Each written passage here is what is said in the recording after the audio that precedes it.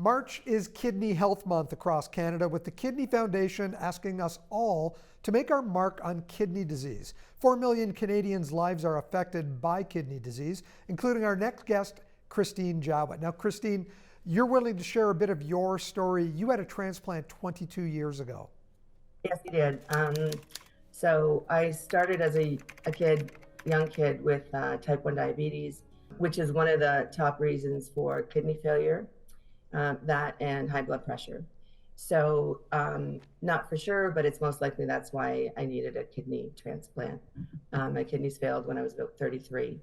So the doctor told me in November, you probably need dialysis within 1.5 to 2 years. And 6 months later, I ended up needing emergency dialysis. So yeah, so my sister was my donor. Christine, that's an incredible story. What a thing for your sister to do. Tell me about that decision that she made, how that made you feel. I'm very lucky. Lucky is not the best word, but I have a lot of friends and family that had volunteered to do that, to donate. That doesn't happen very often. And my sister gave me a call and said, I'll be your donor. And I started crying. And it's not easy to take a kidney. It's not a simple thing because they wouldn't do a transplant if it was risky for the donor. But still, they're going through surgery and you care about the person and you don't want them to, to be hurt in any way. So it was an amazing thing, and yet it was a difficult thing. But she just plowed through like it wasn't a big thing, and that was incredible. I can't imagine any two siblings being closer than having shared a kidney. I understand you and your husband named your daughter after her. We did. My husband, Steve Reinert, and I did name her Lorna because, of course, my sister showed such great bravery, as I mentioned, and she's got a lot of great qualities.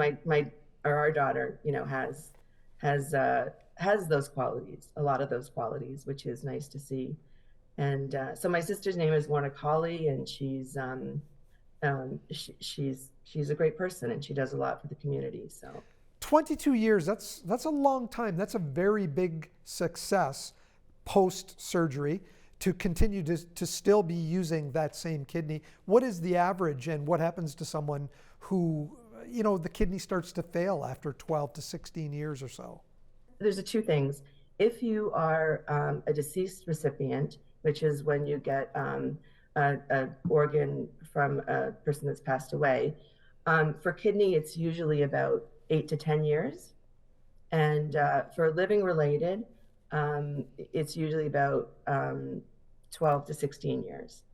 And so, unfortunately, if you have an issue with the kidney transplant, or your kidney begins to fail, all that kind of stuff, you have to go through the whole process again.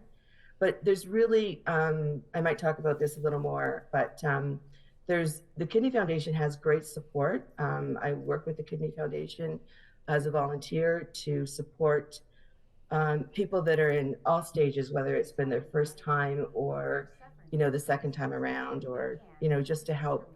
Or if you're not going to have a transplant, if you're living on dialysis, then you need support too for that. And that support comes from fellow patients who know the experience, which is different than your team, your medical team, because you've been through it, and you know what it's like to be living on a machine, or living your life, as opposed to doctors and nurses and the team knowing the practical side and being able to formulate a process for you, but they don't have the experience, which can make as I said, makes a huge difference. Looking at some of the statistics, in the last 10 years, 24% increase in people suffering from kidney disease. And right now, it's usually an average of a 3.5-year waiting list to get a donated kidney. These are difficult things to deal with. Yeah, they are. And, kidney disease is and kidney failure are kind of sleeping. It's kind of a sleeping disease where not a lot of people know about kidneys, and the word isn't out there so much. So, not having the information out there, you don't know what you can do to preserve your kidney function if you're starting to have issues with your kidneys.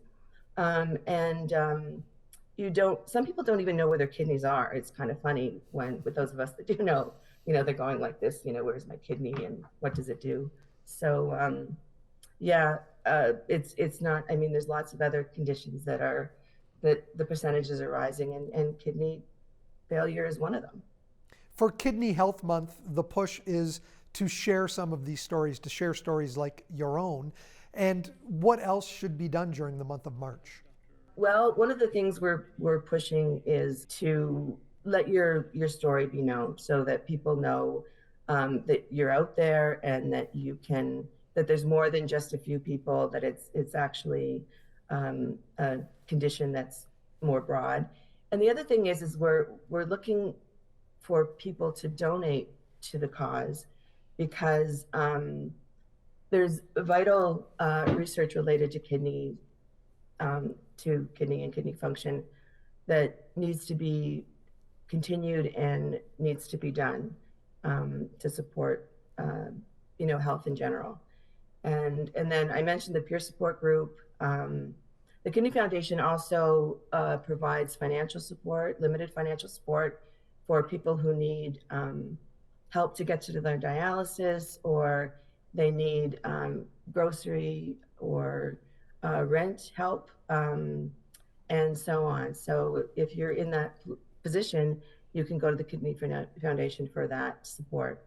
And the foundation, the Ontario Foundation, has supported the Niagara region. So, we're out there for this area.